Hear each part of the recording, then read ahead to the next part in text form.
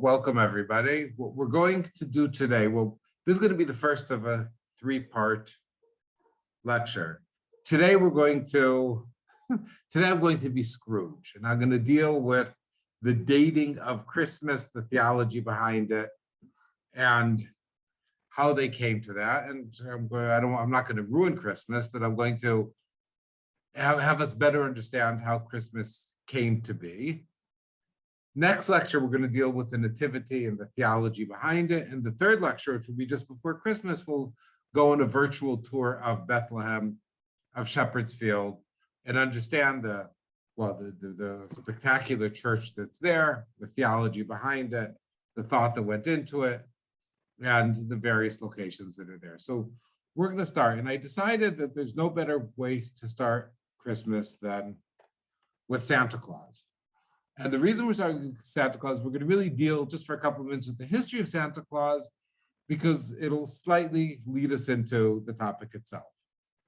So the original person that after which Santa Claus was designed, perceived, was Saint Nicholas, who lived up to the 4th century. He participated in the Council of Nicaea. He's known as Saint Nicholas. Sometimes he's got an additional name, Saint Nicholas of Bari, which has nothing to do with where he came from, which is in modern day Antioch or modern day Turkey, because his bones were taken and reburied in Italy. Now, he was famous for his generous gifts to the poor. So we're starting to see where Santa came to be. His date was December 6th. Now, that's the day that traditionally he died, and he is commemorated, and then the tradition came to be that children would receive gifts on that day. Martin Luther did not like that concept. Well, Martin Luther didn't like a lot of things. One of the things he didn't like was the veneration of saints. So he said, no, we're canceling the St. Nicholas's Day. Gifts will be given on December 25th. And to do that, he invented a new gift bearer that he called Christkind, or really Christkind was the name of the new bearer. This is the Orthodox depiction of St. Nicholas. This is the Western or the Catholic depiction of St. Nicholas. And we can see how successful Luther was. A Visit from St. Nicholas by Clement Clark Moore. 'Twas the night before Christmas, when all through the house not a creature was stirring, not even a mouse. The stockings were hung by the chimney with care, in hopes that St. Nicholas soon would be there. So St. Nicholas survived at least into the 19th century, despite Luther's better attempts. In England, there was another character whose name was Father Christmas. Which is, you can see the evolution of what Father Christmas looked like until, of course, he turned into Santa Claus, starting from a pagan tradition. Father Christmas's early years, we're talking about around the year around 1400s. He was known as Sir Christmas, King Christmas, Lord Christmas. He was known as Yule, which is a takeoff of the original pagan character. He was dressed usually in green clothes.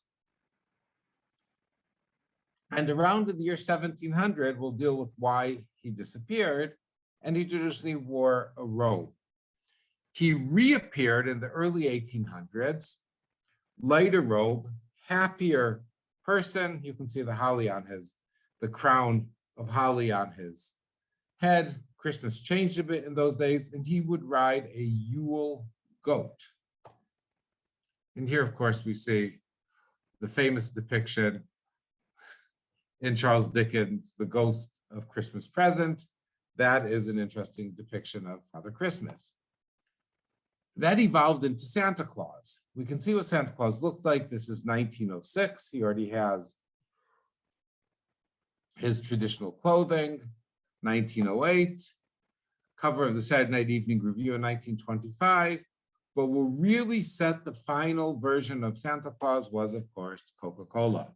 In the 1930s, liked the colors he was wearing, the nice red and white, designed the modern day Santa Claus, and the Santa Claus we have today is quite of a copy of Coca-Cola. So we see that Santa Claus went from maybe, let's say, from the holy to the mundane.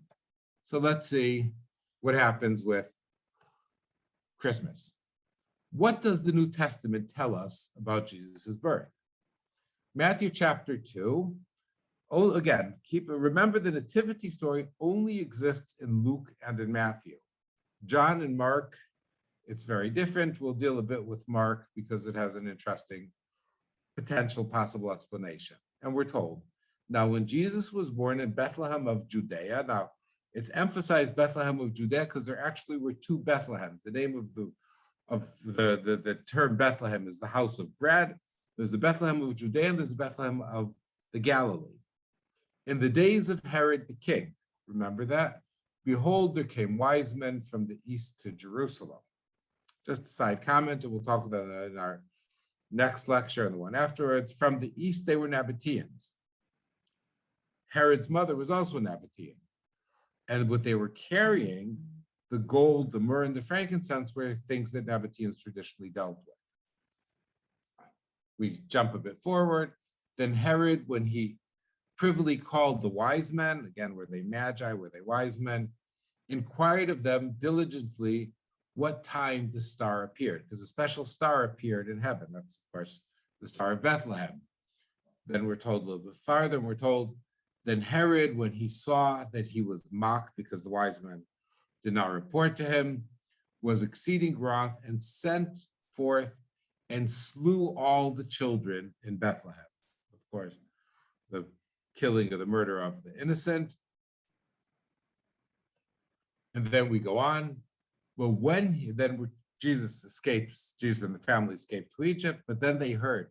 Well, when they heard Archelaus did reign in Judah, Archelaus was one of the three sons of Herod who inherited his father. So based on this story, Herod is already dead when they return. Now, let's check out the nativity according to Luke. There was in the days of Herod, the king of Judah, a certain priest called Zacharias. We'll deal with him. Of the course of Abiah, there were 24 priestly families. Again, so he was a priest. He was from the course of Abiah. Just keep this in mind, from the Abiah family, there were almost never or no high priests, because that will be important for us in the future of this talk. And in the 6th month, now that's the 6th month of the pregnancy of Elizabeth, of Elisheva, the angel Gabriel went from God into a city of the Galilee named Nazareth. Now, remember the 6th month, that will come back and play an important part in the near future. To a virgin espoused to a man named Joseph of the house of David, and the virgin's name was Mary. And behold, the cousin, we're jumping forward, Elizabeth, she hath also conceived a son in her old age, and this is the 6th month with her, who was called barren. Now we continue with Luke. Luke chapter 2 continues, and it came to pass in those days that there went out a decree from Caesar Augustus that all the world should be taxed. And this taxing was made when Cyrenius, sometimes spelled with the C, sometimes spelled with an X, was governor of Syria. Very important to keep that in mind. And all went to be taxed, everyone into his own city. And then we jump forward, and she brought forth her son, her firstborn son, and wrapped him in swaddling clothes and laid him in the manger, because there was no room for them in the inn. That will play a part in the future. And there were in the same country shepherds abiding in the fields, keeping watch over their flocks by night. In other words, they were out at night with the flocks. Now, just a side interesting comment. Frequently, a mule and a bull appear in the nativity scene. That does not appear anywhere in the New Testament. That appears in a 2nd century proto event. It's known as the infancy gospel, which did not make it into the New Testament. Luke chapter 3, we're told, now in the 15th year of the reign of Tiberius Caesar, Pontius Pilate being governor of Judah. This will help us date when these things took place, and Herod being the tetrarch of the Galilee. Now, this, of course, is not King Herod that we are aware of. This is Herod Antipas and his brother Philip, tetrarch of Iturea, and the reign of the Tetrarchs, and et cetera, not of importance. And here comes verse 23. And Jesus himself began to about 30 years of age, being, as was supposed, the son of Joseph with the son of Heli. In other words, Jesus' mission, baptism, it's not exactly clear, started when he was 30 years old. That will help us date when this took place. So what year was Jesus born in? We know it was days, let's look over the information we have. Days of Herod the king. The star appeared. Archelaus did reign in Judah when they returned. Caesar Augustus. Cyrenius was governor of Syria, 30 years of age. King Herod. King Herod lived from 72 to 4 BCE. Now, there have been attempts because some people have a difficulty with Jesus not being born in the year 0 or at the earliest, the year 1, trying to play with the life of Herod, but it doesn't really work. There's a little too much documentation. One of the examples is Josephus Flavius in his book Wars of the Jews, book 1, chapter 2, we're told. But as they were come to Caesarea, Sabinus, the procurator of Syria, met them. He was going up to Judah to secure Herod's effects. But Varus, who was the president of Syria, who was the leader of Syria in those days, who was cometh thither, restrained him from going any farther. This Varius Archelaus had sent for by the earnest entreaty of Ptolemy. Varius was governor of Syria between 6 and 4 BC. And right after that, we're told that Herod died. Now, Herod died shortly after a lunar eclipse. There were 2 lunar eclipses, one on the 15th of September in 5 BCE, and again on the 13th of March, 4 BCE. After that, till 1 AD, there was not a lunar eclipse. So we have Herod's dates down quite well. And we also know it's documented that Herod's 3 sons began to reign between 5 and 4 BCE. Conclusion, Jesus could not have been born after 4 BCE. Archelaus did reign in Judea. We just talked about that. We're told in Jesus' Antiquities, but in the 10th year of Archelaus' government, so we're talking in 7 AD, that means take it back, beginning of 7 AD, take it back, we're talking around 4 AD. Both his brethren and the principal men of Judea and Samaria, not being able to bear his barbarous and tyrannical usage of them, accused him before Caesar. And that especially became they knew he had broken the commands of Caesar, which obliged him to behave himself with the moderation amongst them. He was removed from power. Conclusion, Jesus returns from Egypt between 4 and 5 BC when Archelaus comes to power, most likely. Now problems start. And this taxing was first made when Cyrenius was governor of Syria. So the story in Luke tells us that Joseph and Mary returned to Bethlehem. They have to return to their ancestral land. And I'll just make a few comments now. It's a very problematic issue. There is no documentation anywhere of any case of a taxation or a census covering the whole Roman Empire, for sure. And if it took place in the whole Roman Empire, even just in Palestine of those days, there should be some type of documentation of it outside of Luke. There is none. We know from what we just read that Joseph no longer owned anything in that area because he didn't even have a place to stay. And the tradition of going back to your ancestral lands, people we're talking about, again, 1,000 years from when those lands were distributed. We're talking 600 years, more or less, from the destruction of the first temple, and most people, or large numbers, being sent into exile. The Galilee was almost totally cleared of the 10 tribes by the Assyrians, 732.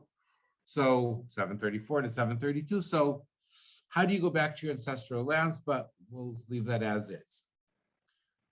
But we do have a story with Cyrenius, and Joseph tells us this. Cyrenius came himself into Judea, which was now added to the province of Syria. In other words, what happened? This happened after what we just read about Archelaus, who was removed from power.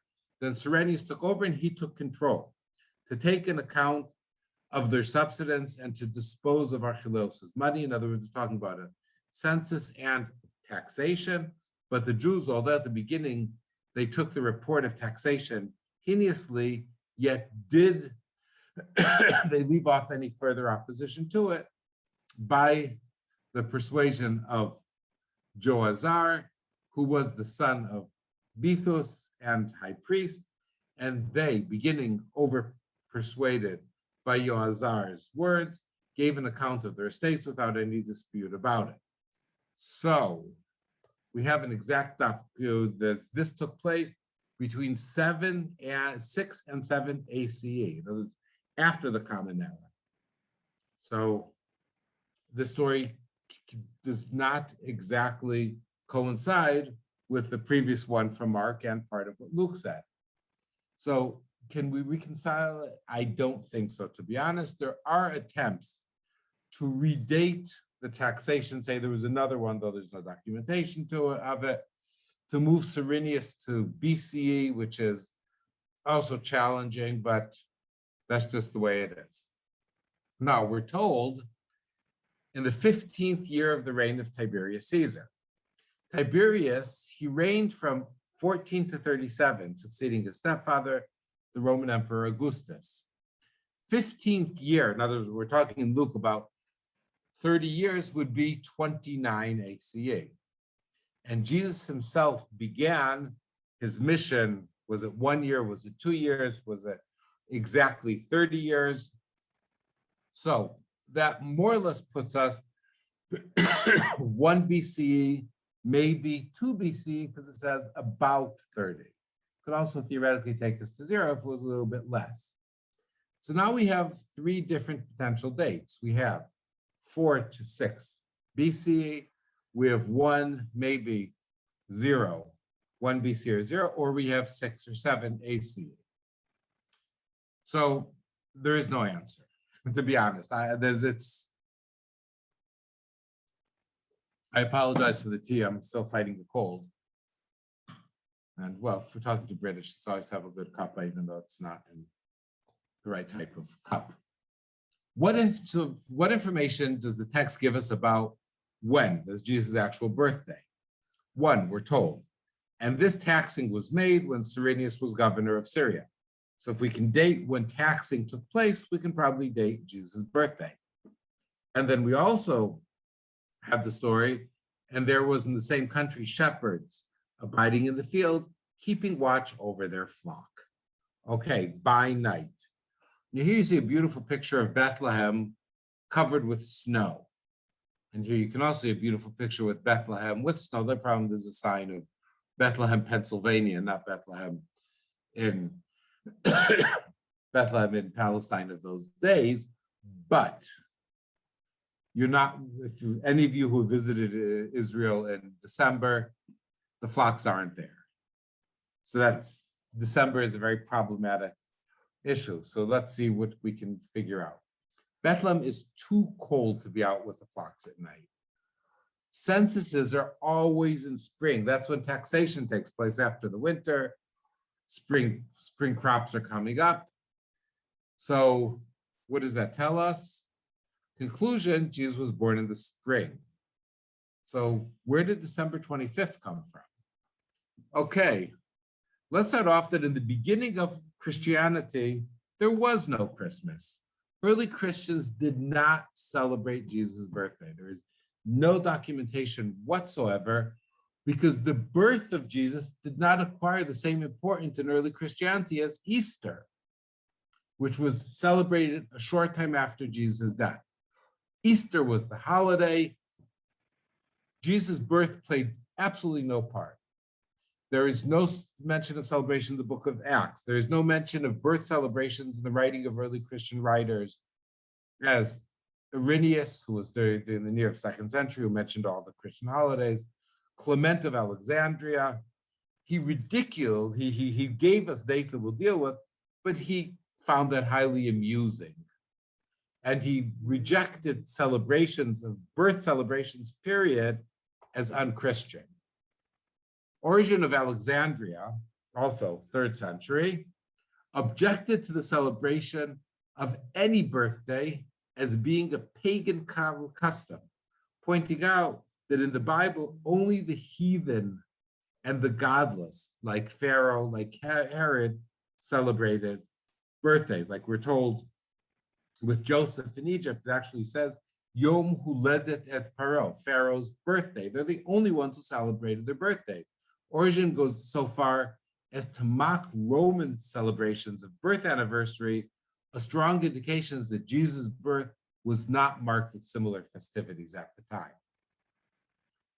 All festivals honoring his apostles and later Christian martyrs were associated with their death, not their births. And that's why we can see Andrew, who is with his attribute, which is the cross in the shape of an X, St. Jude, who's being stabbed, St. Simon, who's being beaten. So frequently their attributes, and those of you who've ever been to Magdala, where there's a phenomenal church, can see each one except for Matthew,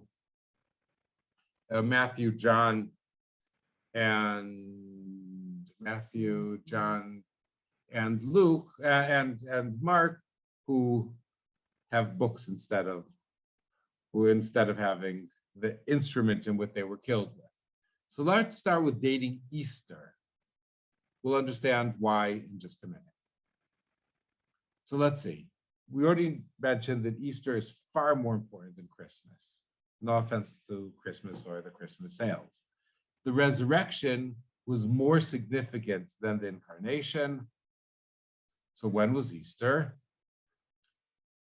The Paschal table of Hippolytus, which was constructed sometime around the year 222, and the Pascha Computus, which was written in 243 by an anonymous North African author, calculated, both works made use of different versions of an archaic 112-year Easter cycle. Now, keep in mind that Easter is a very problematic holiday because it doesn't have the same date, because it's trying to mix and match between the lunar Jewish calendar, which the days relative to the Julian or to the Egyptian calendar change, and you have to make it because since Jesus was crucified more or less in the middle of the month, in the full moon, 13th, 14th of the Jewish month of Nisan, the first month of the year in those days.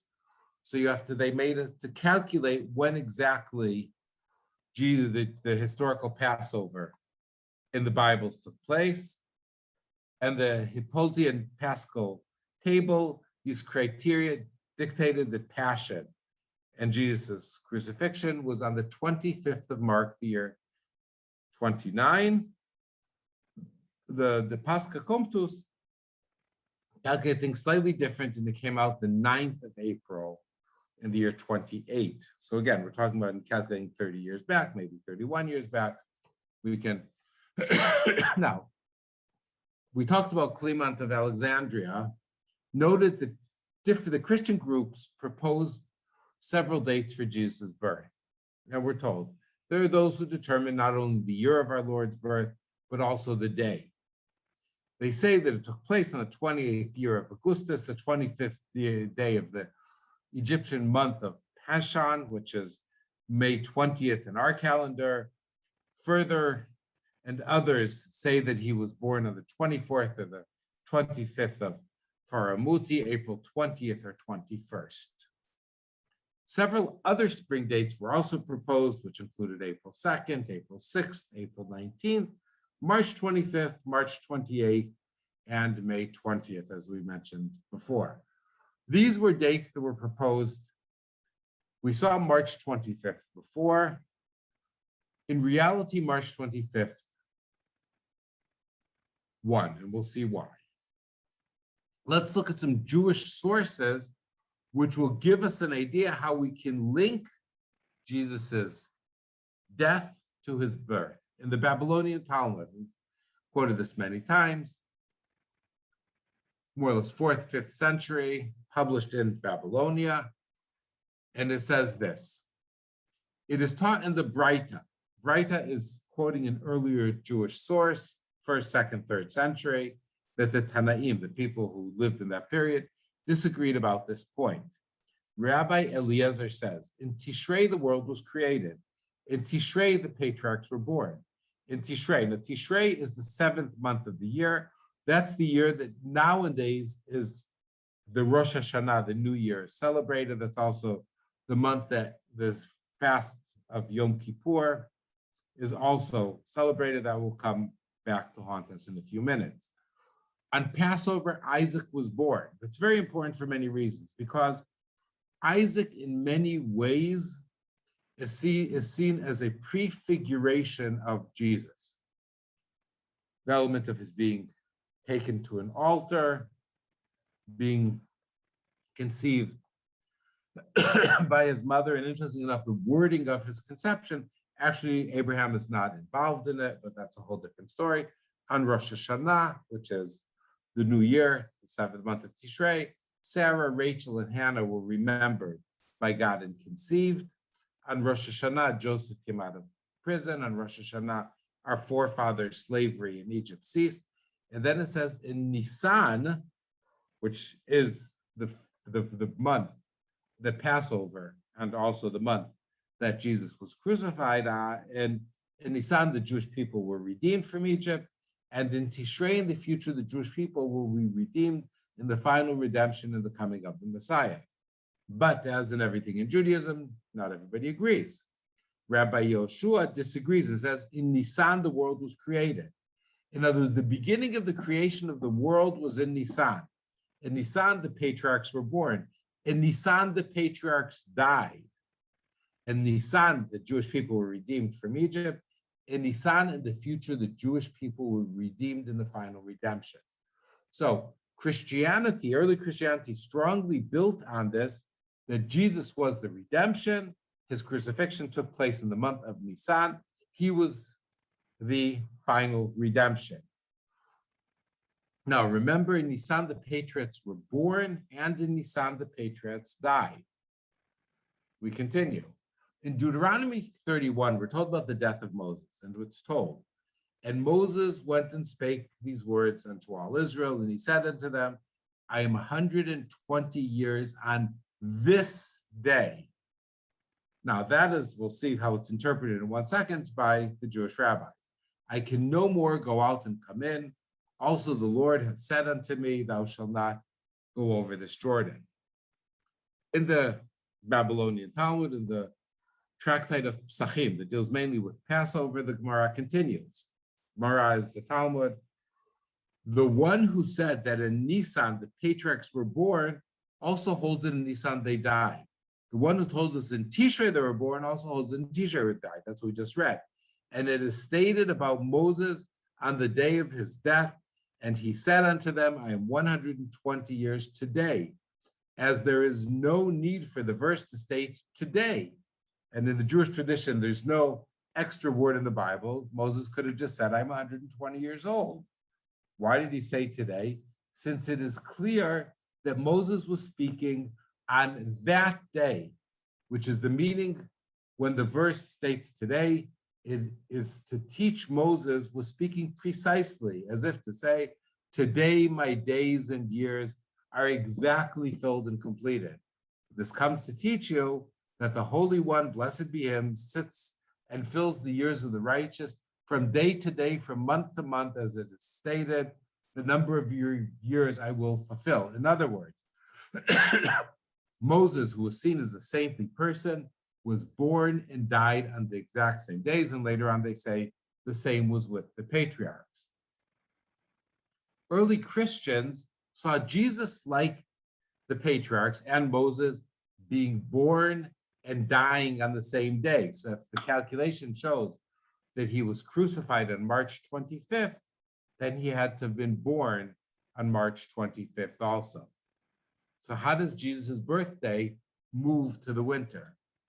We have Egyptian Gnostic followers of somebody whose name was Basilides in the 2nd century who celebrated Jesus' birthday on January 6th. Celebrations of the Nativity in Palestine initially took place in the middle of May. In other words, the early celebrations were in May. Then the celebrations moved to January 6th. And to December during the 4th century. That was when the church forced them to change to December. We'll get to there soon. The Feast of the Nativity continues to be celebrated on January 6th till today by the Orthodox Church. Now, the truth of the matter is all Orthodox churches celebrate on January 6th, but that's because of the difference between the Julian and the Gregorian calendar, but the calculation is the same. The Armenians will celebrate it on the original, the January 6th of the Gregorian calendar. So they've preserved that tradition. Now, why? A tradition is found in Epiphanes, 4th century, that the bishop of Salamis in Cyprus, according to which Jesus was born in the 42nd year of the reign of Augustus, 29 years after the Jews became the subject of the Romans, on the 13th of the Jewish month of Tevet, on the 11th of Theban Egyptians, on 8th in the Adunis in Syria. Now, it doesn't really matter all that, but it corresponds with the 5th or 6th of the Julian calendar. So here we have a 4th century tradition. Jesus was born on January 6th. We're already moving to the winter. We'll see why. So how do we get to December 25th? Jesus' birthday, based on the belief that Jesus would have been conceived, which is the real beginning of life, would have been March 25th and would have gestated a perfect 9 months in the womb. And that takes us directly to December 25th. So building on the Jewish tradition of completion, but the changing that the completion is no longer from birth to death or from birth to earth, if you want to put it that way. It's from conception to, it's from the conception to the death. Now, let's start understanding how there was an attempt to explain December 25th. John Chrysostom, one of the church fathers, 4th century, says this. Now, while he was serving, he's talking about Zacharias, the father of John the Baptist. Now, while he was serving as priest before God, when his division was on duty, according to the custom of priesthood, it fell to him by lot to enter the temple of the Lord and burn the incense. Now, if he was by lot, then he was one of the many priests serving there, because it would be raffled off. And the whole multitude of people were praying outside at the hour of incense. And there appeared to him an angel of the Lord standing to the right of the altar of incense, and Zachariah was troubled when he saw that, and he fell. We have the whole story of the story of Zacharias being told about his future son to be born. Now, Chrysostom goes on and says this: only on one day of the year was the high priest permitted to enter the Holy of Holies, which is true. This was on the 10th day of the 7th month, the Day of Atonement, Yom Kippur. Once again, he is correct.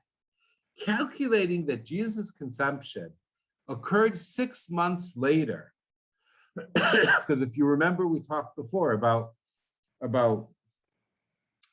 John the Baptist being 6 months, or there's Elizabeth being 6 months pregnant when Jesus was conceived, and the birth occurred 9 months after that. Chrysostom determined that Jesus was born in the month of Apileos, December in the Roman calendar.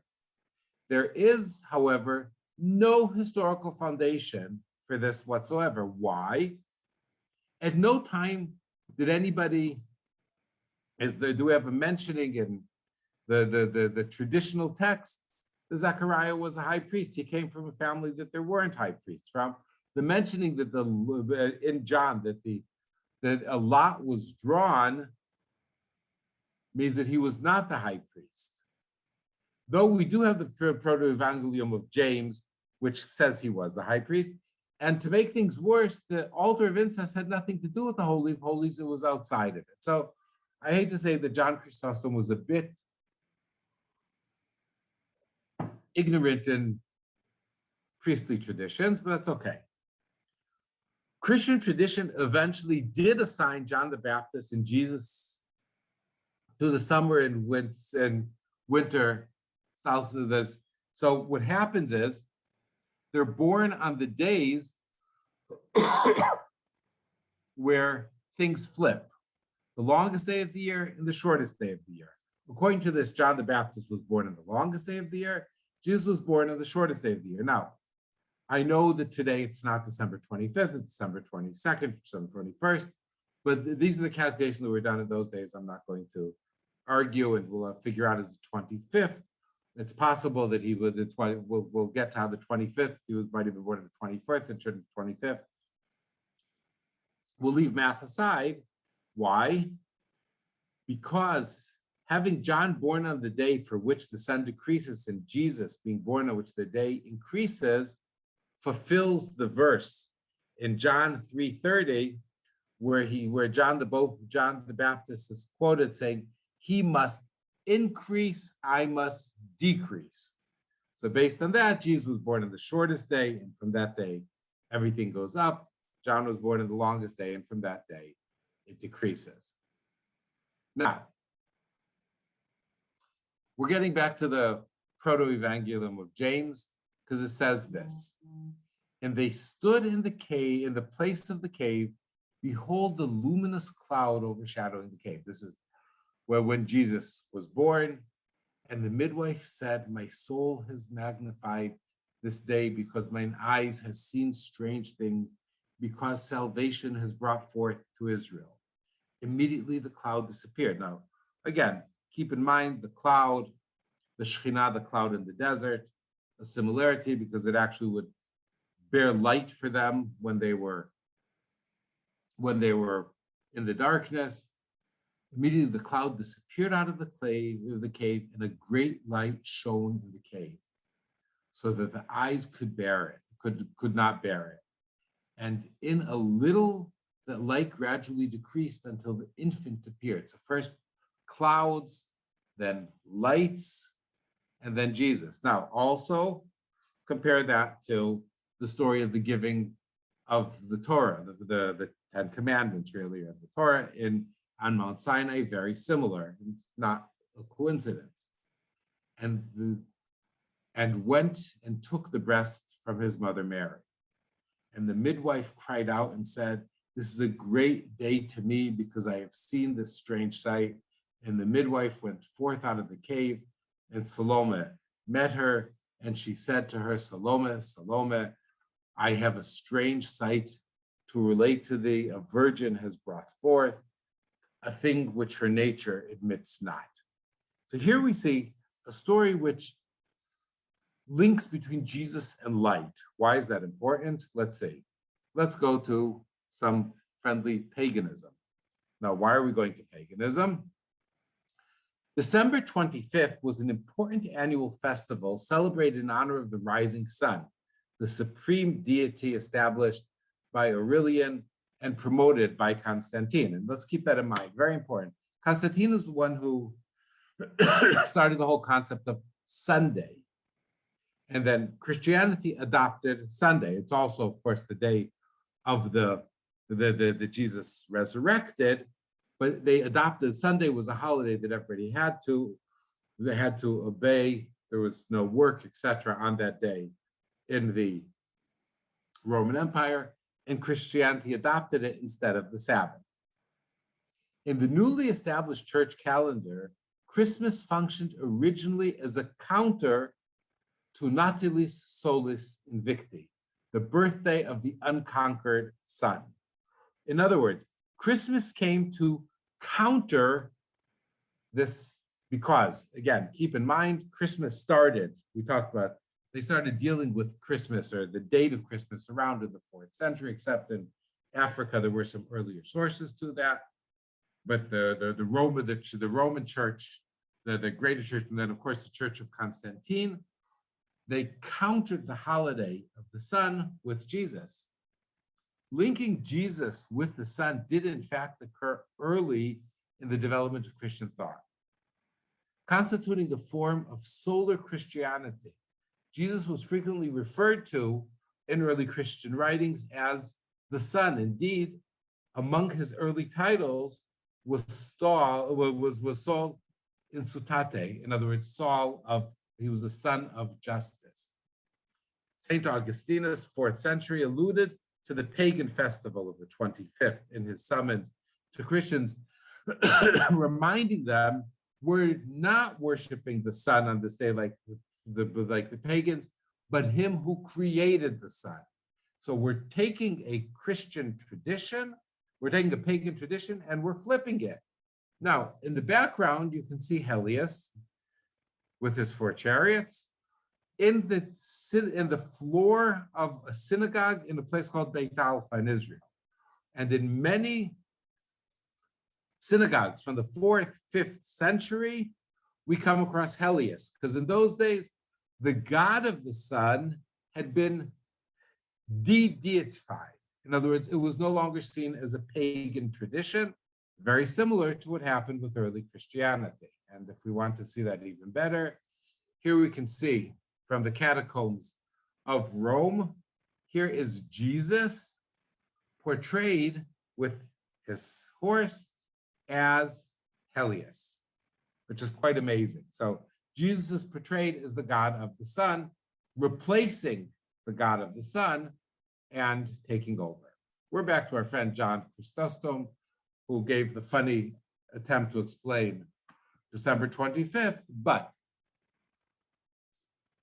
he says, let us rejoice, therefore, and exalt beloved, for if John in his mother's womb, we're talking once again about John and Jesus, leaped at Mary's coming to Elizabeth. The story is told when they arrive in what is today in the town of Ein Karim, which is traditionally where John the Baptist was born.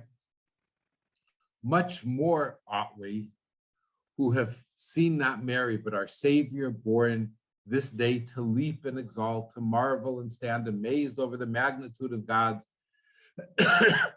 dispensation, which exceeds all thought. For consider how great a thing it would be to behold the sun descended from heaven and running about the earth, emitting hence its rays to all. So once again, here we have the sun and the light. But if in the case of a visible body of light this occurred, would strike all beholders, reflect with me, and consider what it is to see the Son of Righteousness sending forth, i.e., Jesus.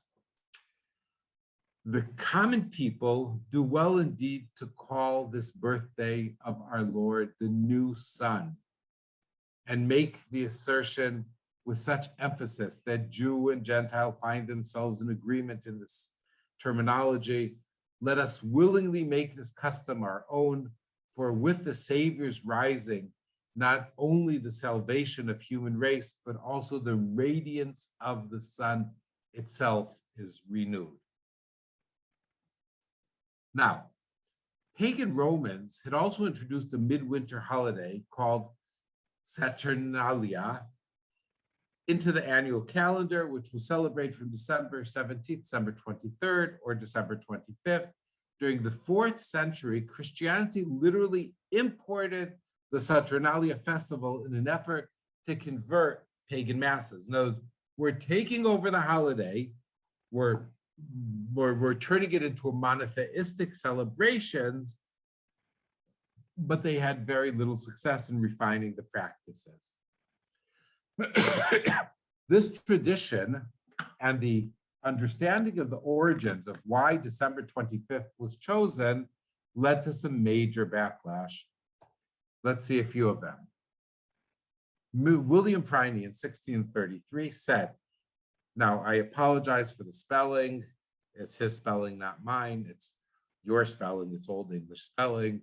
And it says this: if any here demand by whom this Saturnalia, these disorderly Christmases and stage plays were first brought in amongst Christians, I answer that the paganizing priests and monks of the Popish, the same with the heathen Rome, were the chief agents of this work. In other words, it's the Vatican, it's the Pope who brought in this pagan tradition. And as such, we're not going to celebrate it. In Boston, the Reverend Increase Mather said this: the early Christians who first observed Nativity on December 25th did not so thinking that Christ was born in this month. In other words, no, he was born in the spring, but because the heathen Saturnalia was at the time kept in Rome, and they were willing to have those pagan holidays metamorphized into Christian ones. Here comes from the early law book of the Massachusetts Bay Colony, reads this: for preventing disorders arriving in some places with this jurisdiction by reason of some observing such festivals and superstitiously kept in other countries, the great dishonor of God, offense of others, it is therefore ordered by this court and authorized thereof that whoever shall be found observing any such day as Christmas or the like, either by forbearing of labor, feasting, or any other way, upon such accounts as aforesaid, every person so offending shall pay of every such offense 5 shillings, a fine to the country. Christmas was illegal. And if you want to something really crazy, till 1957, Christmas was still officially illegal in Scotland, which is an amazing fact I found when preparing this lecture. I checked up on it, and it's actually true. In other words, there was a preservation that is the Puritans who stuck only to what was written in the Bible, in the New Testament. And the calculations that led to December 25th was a joke to them. And not only a joke, it was the adoption of a pagan holiday. So they totally forbade it, not to mention that there's multiple documentations that in those days, Christmas was celebrated by getting drunk, getting into fights. It was a celebration, especially for prostitutes. And we have very interesting documentation about that. In other words, it was against everything that Christianity was supposed to be preaching, but to make it worse, it was seen as a pagan tradition. So if we're talking about paganism, let's find an interesting Judaic source. And we read in the Babylonian Talmud, interesting enough, the Tractate of Avodah Zarah, which means false worship. The sage taught, when Adam, the first man, saw that the day was progressively diminishing as the days became shorter from the autumnal equinox until the winter solstice, he did not yet know that this is a normal phenomenon. And therefore he said, woe is me, perhaps because I sinned, the world is becoming dark around me and will ultimately return to the, to the primordial state of chaos and disorder. And this is the death that was sentenced upon me from heaven, and it is written, and to dust you shall return. He arose and spent 8 days in fasting and in prayer. Once he saw that the season of Tevet, the winter solstice, had arrived, and saw that the day was progressively lengthening, he said, clearly the days became shorter and then longer, and this is the order of the world. He went and observed the festival of 8 days. Upon the next year, he observed both these 8 days on which he had fasted. On the previous year, and these 8 days of his celebrations as days of festivities, he, Adam, established these festivities for the sake of heaven, but they, the Gentiles of later generations, established them for the sake of idol worship. Interestingly enough, that's exactly when the festival of Hanukkah, which is celebrated 8 days, we know we have mention of Jesus celebrating it, and it falls on the 25th day of the month of Kislev, similar to the 25th day of December. So is there a link between these? Was the 25th, for sure, all people celebrated the days getting shorter. We have documentations of early Christians lighting bonfires in these days. And with no offense to anybody, many of you have 4 candles in your house that you light as they burn down towards the shortest day of the year. Probably a tradition continued that you light candles because you want to relight. So we have an interesting pagan-oriented tradition that the Jewish sages felt the need to turn it into a positive, non-pagan celebration, even though, of course, Adam, we have limited knowledge, was he really a monotheist? So to conclude our talk today, we tried to, I hope you will, despite everything, you will all rejoice on Passover, rejoice on Christmas, because in Hebrew there's a wonderful term which says siba l'mesiba. There's a reason to be happy, because this is the season to be jolly, but we have to keep in mind that the date that Christmas is celebrated today has very little to do with the biblical story itself, which of course does not give us an exact date, as it does for the Passion and for Easter. So with that, I will conclude.